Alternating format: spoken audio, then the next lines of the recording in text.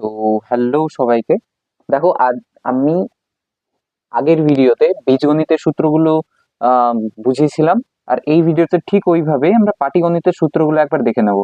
এইখানে আগে ঠিক আগের মতোই ডিসক্রিপশনে যাও, প্রথম লিঙ্কেই ক্লিক করো, তুমি যে ইয়েটা আছে আমার হ্যান্ড রিটেন যে নোটটা আছে ওটা ওখানেই পেয়ে যাবে তোমরা। আর বলি, পাটিগণিতে আমাদের ক্লাস 10-এ 3টে চ্যাপ্টার আছে। প্রথম হচ্ছে সরল সুদ কষা, তারপরে হচ্ছে চক্রবৃদ্ধি সুদ বা সমহার বৃদ্ধি বা হ্রাস, আর একটা হচ্ছে অংশীদারি কারবার। তাহলে প্রথমে শুরু করি আমরা সরল সুদ কষা।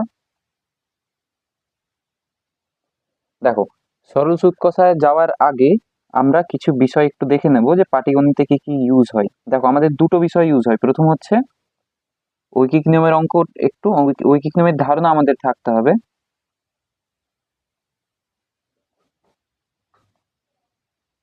ঐকিক নিয়ম,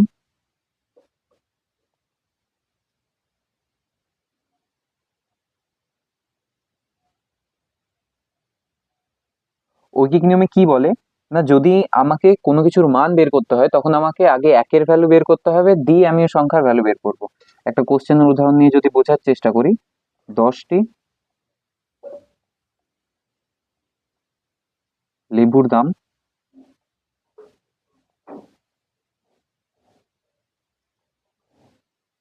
50 টাকা, তবে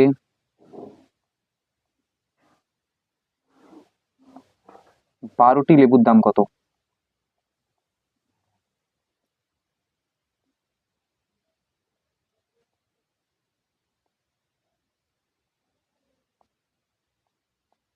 এটা হচ্ছে আমাদের প্রশ্ন। এবার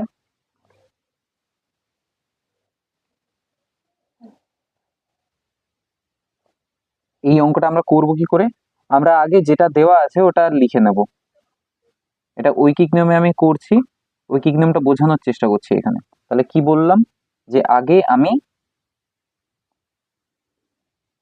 আমি যেটা দেওয়া আছে, আমাকে দেখো এই তথ্যটা দেওয়া আছে যে 10টি লেবুর দাম 50 টাকা, এটা লিখে নিচ্ছি। তাহলে আমি লিখবো 10টি লেবুর দাম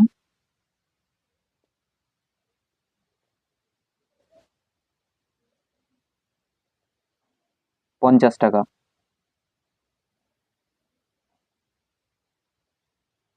এবার আমাকে বের করতে বলেছে কতগুলো লেবুর দাম, আমাকে বের করতে বলেছে 12টি লেবুর দাম, কিন্তু আমি 12 ডাইরেক্ট আমি যেতে পারবো না। তাহলে আমাকে করতে হবে কি, আমাকে এই 10 থেকে, এই যে এখানে 10 আছে, এই 10 থেকে আমাকে আগে এক বের করতে হবে, একের ভ্যালুটা বের করতে হবে। তাহলে আমি লিখি যে একটি লেবুর দাম,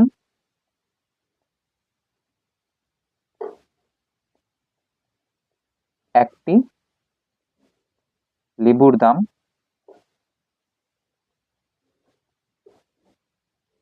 এবার এখানে বোঝার জিনিস আছে যে দেখো, এইখানে কি হলো, এখানে ভ্যালুটা কমেছে। তাহলে এই 10 থেকে একে এলাম, এটা কমেছে। এটা কমার কারণে এই পাশের দামটা কি হবে, লেবু সংখ্যা কমে গেলে লেবুর দাম অবশ্যই কমবে। তাই যেহেতু এটা কমছে, তাই আমরা এখানে ভাগ করব। তো আগে থেকে যে সংখ্যাটা ছিল ওটা আগে লিখে দিই। আগে ছিল 50, এই 50টাকে লিখছি আমি। আর এখন চেঞ্জটা কত হয়েছে, 10-এর চেঞ্জ হয়েছে। তো এই 10কে আমি ভাগ করে দেবো, যেহেতু কমছে তাই 10 দিয়ে ভাগ করলাম। যদি এটা বাড়ার কথা হতো, মানে এটা যদি বেড়ে যেত, তাহলে আমি এখানে গুণ করতাম, এত টাকা। এবার আমি এক থেকে আবার কিসে আসবো, এক থেকে আবার আমাকে যা জিজ্ঞেস করেছে, কি জিজ্ঞেস করেছে কোশ্চেনে, 12টি লেবুর দাম কত। তাহলে আমি লিখছি 12টি লেবুর দাম কত।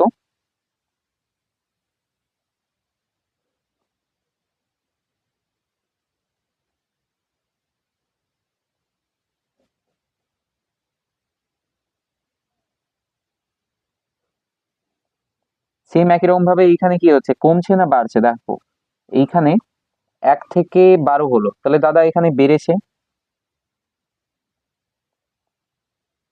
এই বেড়ে যাওয়ার জন্য, মানে লেবু সংখ্যা যদি বেড়ে যায় তার দাম অবশ্যই কি হবে, বাড়বে।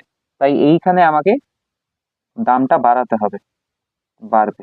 তো যখন বেড়ে যায় তখন আমরা করি গুণ। তাহলে আগে যা ছিল ওটা আগে লিখে দিই, 50 ভাজিত 10। আর এটা বেড়েছে বলে গুণ, কত গুণ, 12 এত টাকা।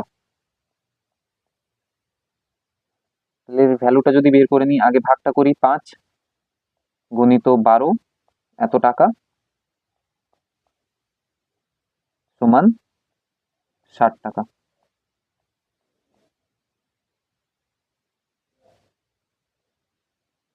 এটা হলো ঐকিক নিয়মের একটা উদাহরণ। কিন্তু এখানে একটা জিনিস খেয়াল রাখতে হবে যে এইটা আমি একটা সরল সম্পর্কে আছে এমন একটা অঙ্ক করলাম, মানে এইটা যখন বাড়ছে, এই পাশের ভ্যালুটা যখন বাড়ছে তখন এই পাশের ভ্যালুটাও বাড়ছে, এই পাশের এখানে কমেছে তো এই দিকেও কমেছে, এইখানে বেড়েছে তো এই দিকেও বেড়েছে। কিন্তু অনেক সময় কি হয় যে এই ভ্যালুটা চেঞ্জ হলে এই ভ্যালুটা যদি কমে যায় তো এটা বেড়ে যায়। আমরা চেঞ্জটা কোন দিক দেখে করব? এই দিক দেখে, যে এইটা বাড়ার কথা না কমে যাওয়ার কথা। যদি এটা কমে যাওয়ার কথা তাহলে আমরা করব ভাগ, আর যদি এটা বেড়ে যাওয়ার কথা তাহলে আমরা করব গুণ। ব্যাস, এটা হলো ঐকিক নিয়ম।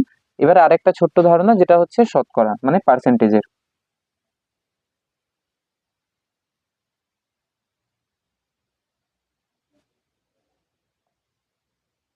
শতকরা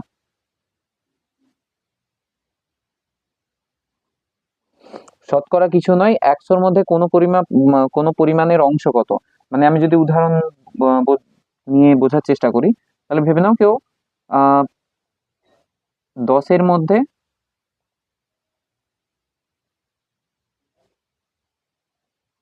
9 পেয়েছে। এটাকে আমি যদি শতকরায় বা পার্সেন্টেজে প্রকাশ করতে চাই, তাহলে আমাকে বের করতে হবে সে 100-র মধ্যে কত পাবে। তাহলে 10-এর মধ্যে সে যদি 9 পায়, তাহলে এই হিসাবে আমি যদি যাই, তাহলে 100-র মধ্যে সে পাবে 90। তাহলে তার পার্সেন্টেজ, তার নাম্বারের পার্সেন্টেজ হচ্ছে 90%। এটাই হচ্ছে শতকরা, যে যে কোনো জিনিসকে 100 রেসপেক্টে বের করার ধারণাটাই আমরা শতকরা বলি।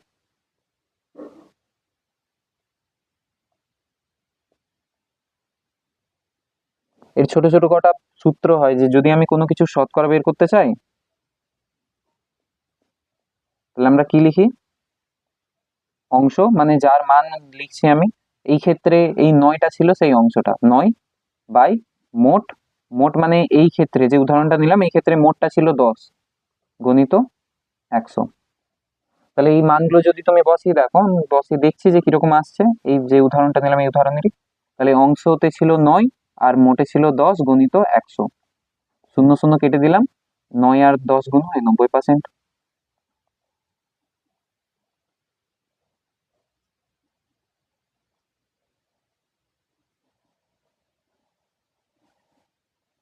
তাহলে এটা শতকরার একটা ছোট্ট সূত্র হলো। এইগুলো না যখন সরল সুদ আমরা বের করব তখন কাজে লাগবে আমাদের। আরো কটা সূত্র আছে, কিন্তু ওইগুলোতে আমরা অত ইয়েতে যাব না, আমরা চ্যাপ্টারে আসি। প্রথম হচ্ছে সরল সুদ কষা। দেখো, সরল সুদ কষা কিছুই নয়।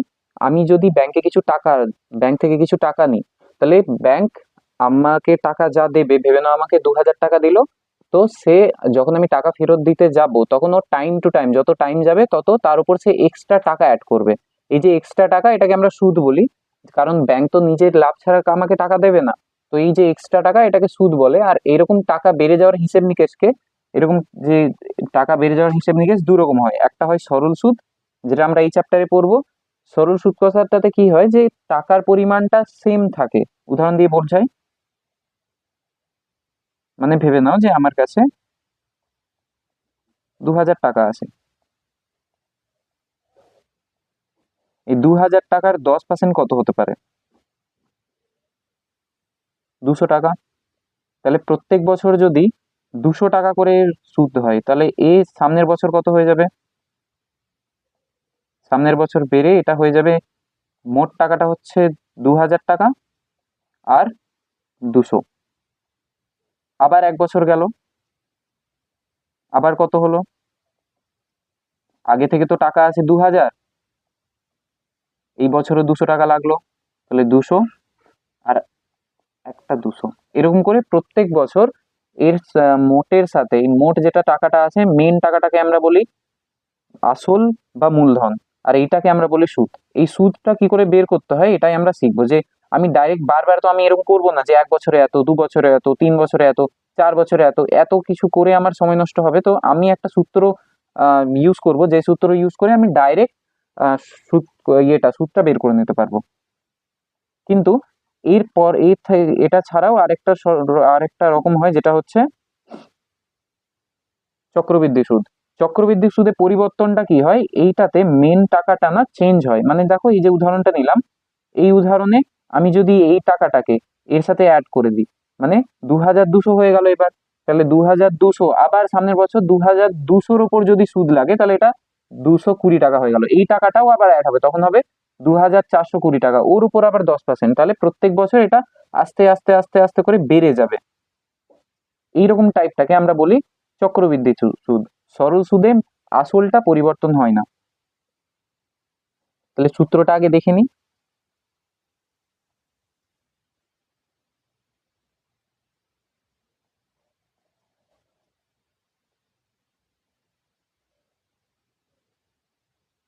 সরল সুদের সূত্র হয়, যদি আমি সংকেতে লিখতে চাই, তো পি টি আর বাই 100।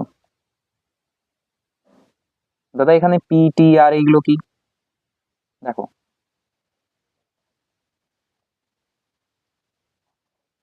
এই যে পি লিখেছি,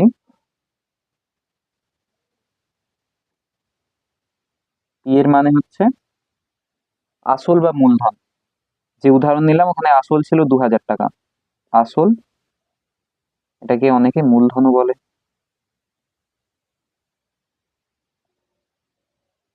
টি হচ্ছে সময়, কিন্তু সময়টা অবশ্যই বাৎসরিক হতে হবে, মানে বছর হিসেবে যাবে। তাহলে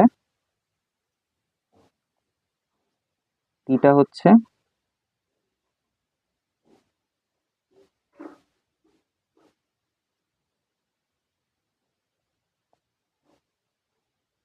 সময়,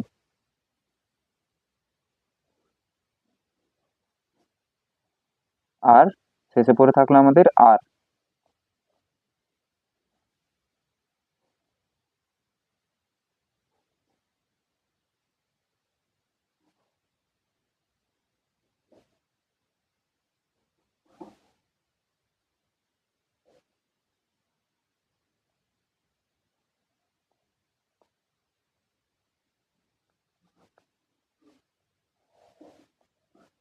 আরটা হচ্ছে আমাদের সরল সুদের হার, মানে কত পার্সেন্ট সুদ লাগাবো, সরল সুদের হার। তো এটা হচ্ছে পুরো বিষয়। এবার আমি যদি এরকম হিসেব নিকেশ করি, তখন অঙ্কতে আমাকে কি অনেক সময় কি থাকে, এখানে মোট কটা বিষয় যদি আমি গুনে দেখি, তাহলে আমাদের মোটমাট বিষয় বেরিয়ে আসছে 1, 2, 3, 4। এই 4টে বিষয় দেওয়া আছে। আমাকে অনেক সময় 4টার মধ্যে যে কোনো 3টে দিয়ে দেবে, আমাকে যে কোনো একটা বের করতে দিবে। ভেবে নাও যে কোনো অঙ্কতে আমাকে সরল সুদ দিয়ে দিল, আমাকে মূলধন দিয়ে দিল, আমাকে সরল সুদের হারটা দিয়ে দিল, আমাকে সময়টা বের করতে হবে। অন্যরকম ভাবে আমাকে এই 3টে দিয়ে দিল, আমাকে এইটা বের করতে বলেছে। বা আমাকে সরল সুদ, সময় আর সরল সুদের হার, এই 3টে দিয়ে দিল, আসলটা বের করতে বলেছে। তো আমরা কি করি, অনেকে নিজের টাইমটা বাঁচানোর জন্য পরীক্ষার সময় আলাদা আলাদা ভাবে এর একটা সূত্র মুখস্থ করে নিচ্ছি, এর একটা সূত্র মুখস্থ করে নিচ্ছে, এর একটা সূত্র মুখস্থ করে নিচ্ছে। তাতে কি হয় যে পরীক্ষার সময় আমাদের টাইমটা বাঁচে। দাদা, আমি অত সূত্র মুখস্থ করতে পারবো না, কোনো অসুবিধা নেই, তুমি এইটাই লিখবা। এটা লিখে তুমি প্রত্যেকের আলাদা আলাদা করে মান বের করবা। যেমন যদি ভেবে না আমাকে আসল বা মূলধনটা বের করতে বলেছে, তখন আমি সরল সুদের মান এখানে বসিয়ে দিলাম, আমি 100 বসিয়ে দিলাম, এর মানও জানি, এর মানও জানি। এবার এক একটা করে, যেমন 100 এদিকে ভাগ হচ্ছে, এদিকে আসলে গুণ হবে, এটা এদিকে গুণ হচ্ছে, এদিকে আসলে ভাগ হবে, ওভাবে বের করতে পারো। কিন্তু যদি তুমি বলো যে না দাদা, আমি করতে পারবো, আমি এই সূত্রগুলো মুখস্থ করতে পারবো, তাহলে তুমি করে নাও। যে এক একটা করে, আসলকে আমরা পি দিয়ে ডিনোট করি, এখানে যা দেখতে পাচ্ছ, আসলকে পি দিয়ে দেখাই, সময়কে আমরা টি দিয়ে দেখাই, টি ফর টাইম, আর সরল সুদের হারকে আমরা আর দিয়ে দেখাই, আর পার্সেন্ট।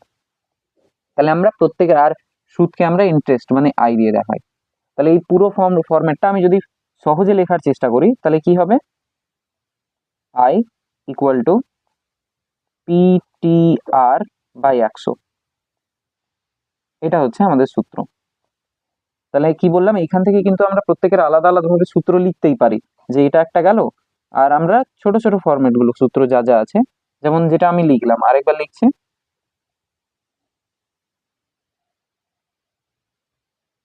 আই সমান PTR by 100, P into T into R by 100। এটা একটা গেল। এবার আমি যদি পি এর মান মানে আসলের মান যদি বের করতে চাই তাহলে কি হবে, পি সমান আই গণিত 100 মানে যে সুদটা আছে সুদ গণিত 100 বাই পি ইন্টু আর। যদি খেয়াল করছো তো আমি এখান থেকেই বের করছি সবকটা। আমি যদি এখান থেকে পি এর ভ্যালুটাকে এক পাশে রাখি আর বাকিগুলোকে ওইদিকে পাঠিয়ে দিই তাহলে আমি এটা এটা পেয়ে যাব। নেক্সট যদি আমি ভেবে নাও টি এর মান মানে সময়টা বের করতে চাইছি, তখন আমার সূত্র কেমন দাঁড়াবে, I into 100 by P into T, P into R. এবার যদি আমি আর এর ভ্যালু বের করতে চাই তাহলে সূত্র কেমন হবে, আর সমান আই গণিত 100 বাই পি গণিত টি। এটা হচ্ছে সূত্র। তাহলে আমাদের চারটে সূত্র পরপর আমরা পেয়ে গেলাম। এবার যদি তোমার মনে হচ্ছে না আমার চারটে সূত্র আমার করে ইয়ে নেই, আমি একটা সূত্রতেই আমি সবকটা বের করতে পারবো, কোনো অসুবিধা নাই। কিন্তু হ্যাঁ, পরীক্ষার সময় একটু দু তিনটা লাইন তোমাকে হয়তো বেশি লিখতে হলো বা তোমাকে পরীক্ষার সময় বেশি ভাবতে হলো। ওই কারণে অনেকে কি করে যে সূত্রগুলো এক এক করে অত মানে একটা সূত্রতে সময় নষ্ট না করে সবগুলো মুখস্থ করে নিল, পরীক্ষার সময় যা জিজ্ঞেস করেছে ধর করে লিখে দিলাম, একদম ঝটপট করে অঙ্ক হয়ে গেল। এটা হচ্ছে চারটে সূত্র। এবার এখানে একটা জিনিস যে দেখো, আমরা এখানে সরল সুদের যখন কথা বলছি তখন দু রকম লোক হবে, একটা যে টাকা দেবে মানে যে টাকা অন্য কাউকে দিচ্ছে বা যে ধার দিচ্ছে, আর অন্য কেউ হচ্ছে যে ধার নিচ্ছে বা যে টাকাটা নিচ্ছে। এবার যে দেওয়াটা সে একটা সংস্থা হতে পারে, একটা ব্যাংক হতে পারে, একটা লোক হতে পারে। যেমন তুমি কোনো বন্ধুকে, নিজের কোনো বন্ধুকে বললে যে আমাকে কিছু টাকা দাও দে, তো সে তোমাকে কিছু টাকা দিল, তো তাকে আমরা বলবো সে তোমাকে ধার দিয়েছে বা সে তোমাকে টাকা ইয়ে দিয়েছে, তুমি তার টাকাটা নিয়েছো। তো যে টাকা দেয়, যাকে যে টাকা কাউকে দেয়, ভেবে নাও এই লোকটা আছে, এই লোক টাকা দিচ্ছে, তো একে আমরা বলি উত্তমন। আর যে টাকা নিচ্ছে বা যে ধার নিচ্ছে তাকে আমরা বলি অধমন। ব্যাস একটা নাম, শর্ট কোশ্চেনে মেবি জিজ্ঞেস করেই নিতে পারে, তাই একটা ছোট জিনিস এটা। এবার আমাকে অনেক সময় আসলটা বের করতে বলে, আসলটা মানে ভেবে নাও যে আমি শুধু সুদ বলেনি, আমাকে সুদ আসল দুটো একসাথে বলেছে। সুদ আসল মানে কি দাদা, সুদ আসল মানে যে সুদ আছে আর তার সাথে আমরা আসল যোগ করে দিলাম, ব্যাস এটাই সুদ আসল।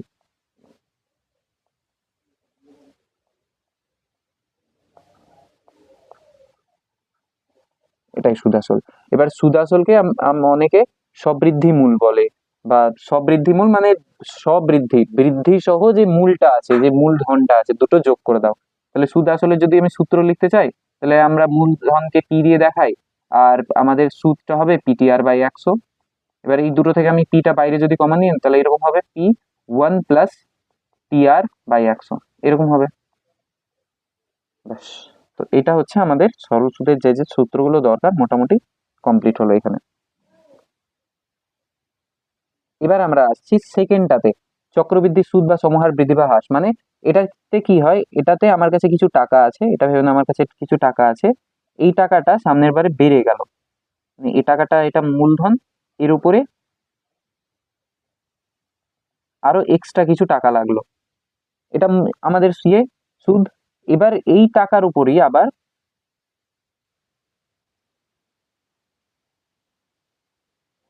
এই যে টাকা আছে এটার উপর আবার সুদ লাগবে, মানে এটা থেকেই পুরোটাকে আমরা মূলধন হিসাবে দেখবো। আগেরটাতে কি ছিল, এটাই মূলধন থাকছিল, কোনো রকম চেঞ্জ হচ্ছিল না। এটাই হচ্ছে এই চক্রবৃদ্ধি আর সরল সুদের মধ্যে পার্থক্য। তাহলে অবশ্যই যদি আমি এত বড় চেঞ্জ করি তাহলে সূত্রতে আমার কিছু না কিছু চেঞ্জ হবে। তো সূত্রটা একবার দেখে নিচ্ছে। ভেবে না আমি এন বছরের জন্য, এখানে কিন্তু একটা জিনিস খেয়াল রাখবে, এখানে আমরা আলাদা করে সুদ বের করি না। ওটাতে কি ছিল, আমরা আলাদা করে সুদ বের করার সূত্র আমার কাছে ছিল, কিন্তু এখানে আমরা সবৃদ্ধি মূল বা আহ, সুদ আসলটাই সুদ আসলের সূত্রটাই হয়। তাহলে ভেবে নাও যদি এন বছরের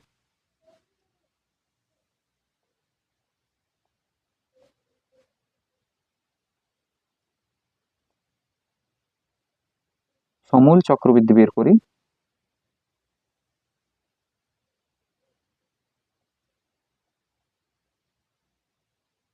তাহলে সূত্রটা কি হবে, আসল বাইরে 1 + r/100 R to the power N. এনটা অবশ্যই বাৎসরিক হতে হবে, মানে পুরো বছর হিসেবে চলবে। এই পিটা হচ্ছে আসল, এখানে লিখে দিচ্ছি। আরটা হচ্ছে আমাদের চক্রবৃদ্ধি মানে শতকরা বার্ষিক চক্রবৃদ্ধি সুদের হার, ওটা ছিল সরল সুদের হার। আর এনটা হচ্ছে আমাদের সময়, অবশ্যই বছরে দেখাবো। তাহলে তিনটা একবার লিখে দিই চট করে। এন হচ্ছে সময়, যেটা বছর হিসাবে হবে, এটা গেল দিয়ে। তারপরে আমরা করব আর হচ্ছে শতকরা বার্ষিক চক্রবৃদ্ধি সুদের হার, শতকরা শতকরা বার্ষিক চক্রবৃদ্ধি সুদের হার, বার্ষিক চক্রবৃদ্ধি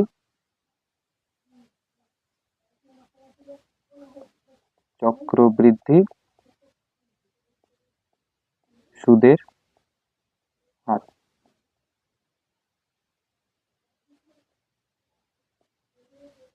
এটা হলো। আর পিটা হচ্ছে আমাদের আসল, ব্যাস।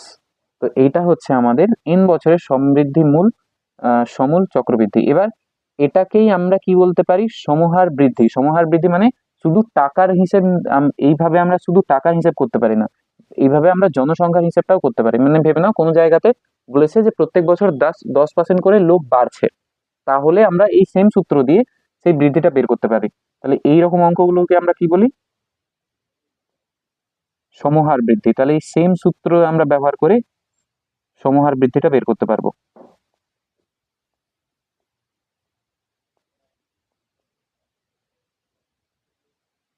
কিন্তু সমহার বৃদ্ধিতে অবশ্যই পি মানে আসল টাকাটা হবে না, পি মানে হবে লোক সংখ্যা কত ছিল প্রথমে, আর মানে হবে কত পার্সেন্টে বাড়ছে সময়ে, কত সময়ের জন্য আমরা বের করছি। এটা হলো সমহার বৃদ্ধি।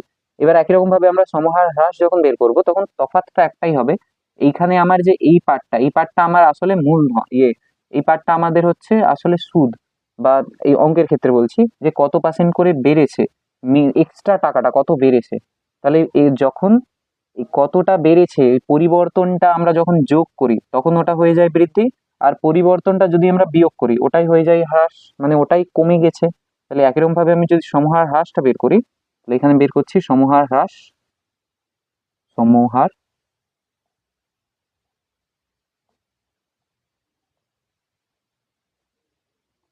হ্রাস, যেটা হচ্ছে সূত্র সেম কি, বাইরে পি। এই ক্ষেত্রে সমহার হ্রাসটা আমরা টাকার ক্ষেত্রে বেশি মেনলি ইউজ করি না, আমরা যে কোনো জায়গার পপুলেশন, যে কোনো জায়গায় জনসংখ্যা কত বা অন্য কিছুর জন্য বের করি। তাহলে পি 1 - r/100 n, এত। তাহলে তফাৎটা একটাই, এটা মাইনাস থেকে গেল, বাকি যা ছিল তাই সেম। এবার এইখান থেকে এটা সমহার হ্রাস হলো, এটাকে একটা ইয়েতে রেখে দিই, বক্সে বানিয়ে রেখে দিই, বাস। এবার এখানে কটা জিনিস বোঝার, যে দেখো এইখানে আমার ইন বলেছে পরীক্ষার সময় আমাদের কিন্তু মেনলি 3টে বছরে, তুমি যদি বই দেখো তো বই একটা জায়গায় লেখা আছে যে আমাদের মাধ্যমিকে 3 বছর পর্যন্ত সবকিছু বের করবে, মানে এইটা আমার টাইম, এই টাইমের আগে হয়তো 3 বছর, আর পেছনে হয়তো 3 বছর।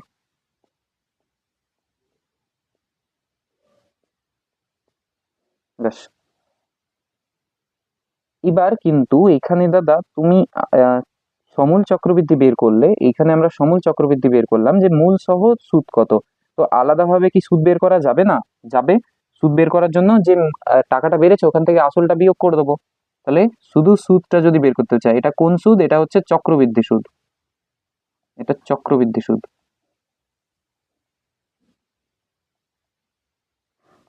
যদি চক্রবৃদ্ধি সুদটা আমি বের করতে চাই তাহলে কি হবে, আমার যে সমূল চক্রবৃদ্ধি r/100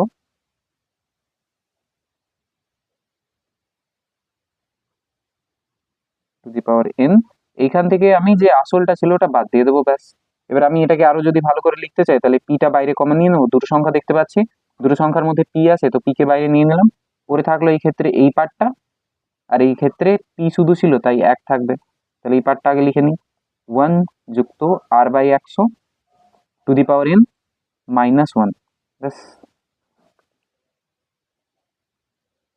তো এই কটা হলো আমাদের চক্রবৃদ্ধি সুদে যা যা দরকার সূত্র, তাদের একটা কুইক রিক্যাপ। এবার আসছি 3 নাম্বার চ্যাপ্টার। 3 নাম্বার চ্যাপ্টার আমাদের হচ্ছে অংশীদারি কারবার।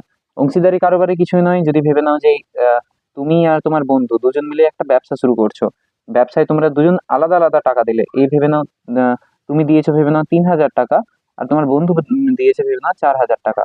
তাহলে যখন লাভ হবে তো সেই হিসাবেই তো টাকা ডিস্ট্রিবিউট হবে। তোমরা যদি 70 টাকা লাভ হয়, তো তুমি নেবে 30 টাকা আর তোমার বন্ধু নেবে 40 টাকা। তো যদি খেয়াল করে দেখেছো যে যত টাকা সে তোমরা দিয়েছো সেই অনুপাতেই তোমরা লাভ পাচ্ছ। তো এইরকম হিসেব নিকেশ আমরা যে চ্যাপ্টারে করি তার নাম হচ্ছে অংশীদারি কারবার। এবার এই অংশীদারি কারবারের যে হিসেব নিকেশ আছে এটাকে আমরা দুভাগে ভাগ করতে পারি। তা থাকুক, অংশীদারি কারবারের যে হিসেব নিকেশ আছে এটা দুভাগে ভাগ করতে পারি। একটা হচ্ছে সরল,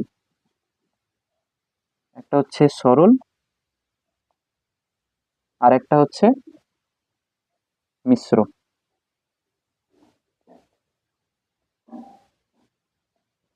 দুটোর মধ্যে তফাৎ কি? সরল হচ্ছে যদি সময় সেম থাকে, মানে তুমি, তোমার বন্ধু আর আর একজন হয়তো কেউ, তো তিনজন মিলে একটা ব্যবসা শুরু করেছো, তিনজনাই যাই টাকা দিয়েছো 6 মাসের জন্য দিয়েছো, তাহলে তোমাদের যে টাকা আছে টাকার ভেবে নাও তুমি দিয়েছো 6,000 টাকা, তোমার বন্ধু দিয়েছে 7,000 টাকা, আর আর তৃতীয় বন্ধুটা দিয়েছে তোমার 4,000 টাকা।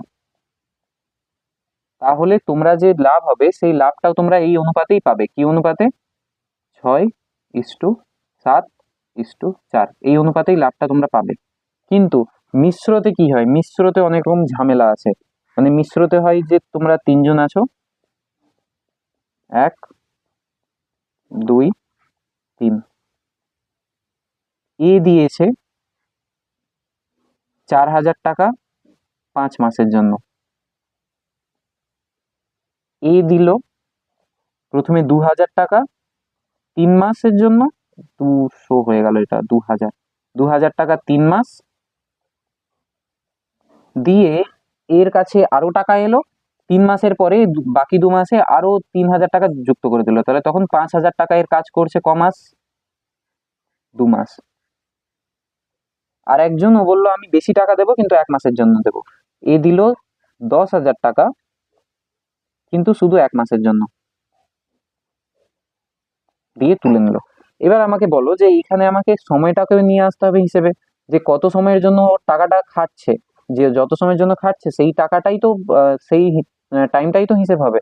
তো এইরকম যখন সময় চেঞ্জ হয় তাকে আমরা মিশ্র অংশীদারি কারবার বলি। তাহলে সরলে তো খুব সোজা, যে যদি সময় একই থাকে তাহলে লাভের অনুপাত কি হবে? যদি সময়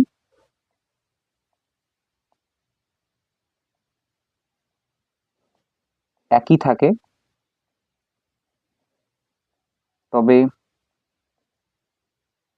লাভের অনুপাত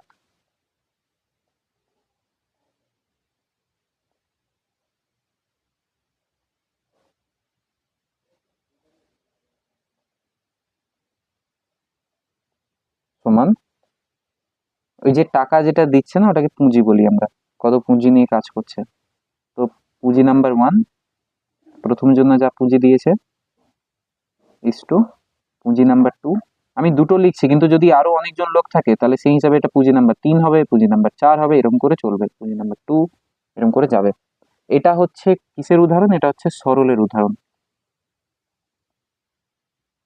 সরল।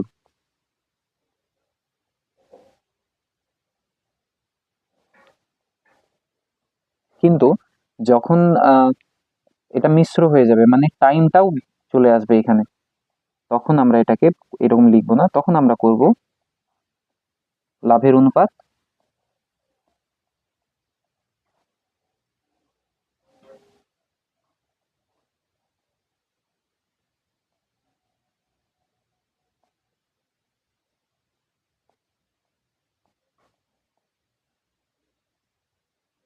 সমান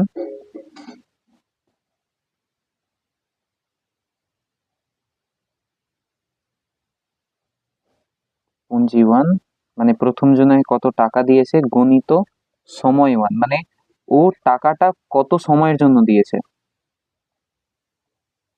এটা গেল প্রথম জনের হিসেব, ইস টু একই রকম ভাবে পুঁজি 2, মানে দ্বিতীয় জন কত টাকা দিয়েছে গণিত সময় ইস্টু এরকম করে চলবে। কিন্তু দাদা এইগুলো তো বুঝলাম, কিন্তু এই তুমি একটা যে উদাহরণ নিলে, এই যে এইটাতে এইখানে, যেমন এই ক্ষেত্রে ওই যে পুঁজি হচ্ছে 4,000 টাকা আর 5 মাস, তাহলে 4,000 যুক্ত গণিত 5, তাহলে কত হয়ে গেল? তাহলে আমাদের 20,000 টাকা। ঠিক আছে, 20,000 হয়ে গেল, 20,000 এখানে হলো। কিন্তু এইটাতে আমরা করব কি, এখানে আমি এটার সাথে এটা গুণ করব, দিয়ে এটার সাথে কি করব, কারণ এখানে 3 মাসের জন্য আলাদা টাকা আছে আর 2 মাসের জন্য আলাদা টাকা। তখন আমরা কি করব, তখন আমি এটাকে এখান থেকেই বলছি, তখন ভেবে নাও যে যে নর্মাল আছে ওটা তো বুঝতে পেরেছো, হ্যাঁ দাদা এটা বোঝা গেছে, কিন্তু ওই রকম মানে সে দুটো টাইম, সে পুরো টাইমটাকে দুটো ভাগে ডিভাইড করলো, এটা পুরো টাইম, সেই ক্ষেত্রে পুরো টাইমটা মনে হয় 5 মাস আছে, যেটা উদাহরণ নিলাম। তো 5 মাসের প্রথম পার্টটা সে দিয়েছে 2,000 টাকা, আর তার 3 মাসের জন্য, আর এইটুকু পার্ট মানে 2 মাসের জন্য সে আরো ওতে অ্যাড করলো, মানে আরো 3,000 টাকা অ্যাড করলো, তো মোট 5,000 টাকা হয়ে গেল। তো এই ক্ষেত্রে হিসাবটা কেমন করব? তো এই ক্ষেত্রে আমাদের হিসেবটা এমন হবে যে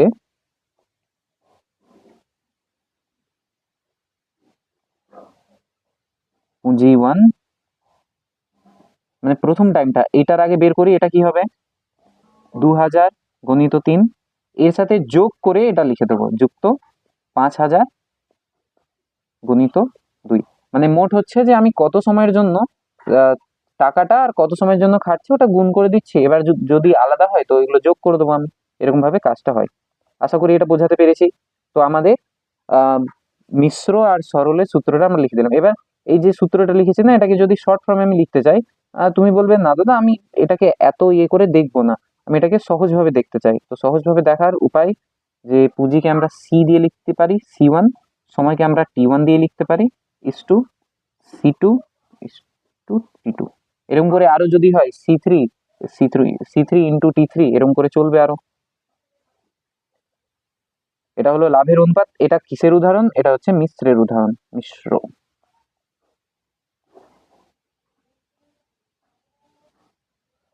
ব্যাস।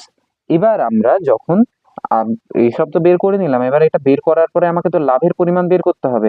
মানে ভেবে নাও যে উদাহরণ আমি যেটা নিয়েছিলাম, যে একজনা 2,000 টাকা দিয়েছে আর একজনা 4,000 টাকা, আর ভেবে নাও এদের লাভ হয়েছে 600 টাকা। 600 টাকাটা হচ্ছে লাভ। তাহলে অনুপাত কত আসছে? অনুপাত আসছে আমাদের 2:4। এখানে এই অনুপাতটা আমি বের করছি, 2:4 কত হবে? 1:2। এটা হচ্ছে অনুপাত। তো অনুপাত বের করে নিলাম, এবার লাভটা কি করে বের করব? ভেবে নাও এ হচ্ছে প্রথম জন, এ ব্যক্তি, এ হচ্ছে বি ব্যক্তি, এটা হয়ে গেল আমাদের বি ব্যক্তি। তাহলে এ বি দুটো ইয়ে আছে, আমি ভেবে নাও এর লাভটা বের করতে পারি, এর লাভটা বের করতে চাইছি, তখন কি হবে? মোট অনুপাতের ইয়েটা মানে আনুপাতিক ভাগ হার বলে ওটাকে, অনুপাতের যে এইটা, এই পার্টটা দুটো যদি যোগ করি আমি, এই দুটো যদি যোগ করি তো মোট কত আসবে? 3 যোগ করে নিচে 3 লিখে দিলাম। কার বের করছি? এ। তো এর অনুপাতে সংখ্যা হচ্ছে 1, তো উপরে 1 দিলাম, গণিত মোট লাভটা, তাহলে লাভ হচ্ছে 600 টাকা। এবার আমি এখানে ভাগ করে দিচ্ছি, তো 200 বেরোলো, তো এ পাবে এখানে 200 টাকা। আর একই রকম ভাবে আমি যদি বি এর বের করতে চাই, তো বি এর লাভ কত? সমান বি এর সংখ্যা হচ্ছে 2, দেখো এখানে 2 আছে, ঠিক? তো উপরে 2 লিখলাম আর মোট হচ্ছে 3, গণিত 600। তো এটার সাথে আমি যদি ভাগ করি, আমার অ্যান্সার বেরোবে 400 টাকা। ব্যাস। তো এইটা হচ্ছে আমাদের যদি লাভ বের করতে হয়। এবার এটাকে একটা সূত্র আকারে যদি লিখে দিই তাহলে সুবিধা হয়। তাহলে ব্যক্তির লাভ, কোনো ব্যক্তির লাভ যদি বের করছি,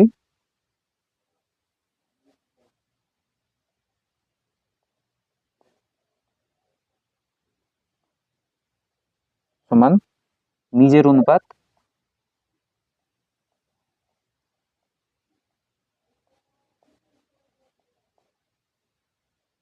বাই মোট অনুপাত,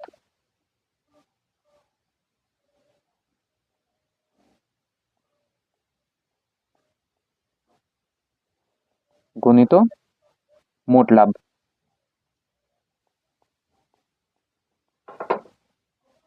ব্যাস, এটাই হচ্ছে আমাদের সূত্র। তো আমাদের আজকে পাটিগণিতের যা যা সূত্র দরকার ছিল সব হয়ে গেল দেখা। পাটিগণিতের আর ডিসক্রিপশন বক্সে তোমাদের যে ইয়েটা আছে, নোটটা আছে, মানে 3টে পেজের, মেবি 3টে পেজের একটা পিডিএফ আছে। ওই পিডিএফটা যাও, ওটা তোমরা পিডিএফ ওখান থেকে নিয়ে নাও, আর যদি পারো ওটার একটা প্রিন্ট আউট বের করে নেবে, পরীক্ষার আগে সূত্রগুলো এক জায়গাতে দেখতে সুবিধা হয় সবার, আর কিছু না। ব্যাস, আজকে এইটুকুই।